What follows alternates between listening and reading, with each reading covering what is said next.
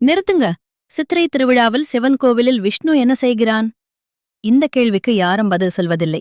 இன்று சொல்கிறேன். சிவனுக்கும் விஷ்ணுவிற்கும் எப்போதும் பக்தர்கள் சண்டை போடுகிறார்கள். யார் பெரியவர், யார் முக்கியமானவர்? ஆனால் மதுரையில் மட்டும் இந்த இரண்டு தெய்வங்களும் ஒரே திருவிழாவில் சந்திக்கின்றன. ஏன்? மீனாட்சி சிவனின் மனைவி. கள்ளழகர் விஷ்ணுவின் அவதாரம், மீனாட்சியின் அண்ணன். சிவன் விஷ்ணுவின் மைத்துனன். உலகில் வேறு எங்கும் இல்லாத தெய்வ உறவு மதுரையில் மட்டும்.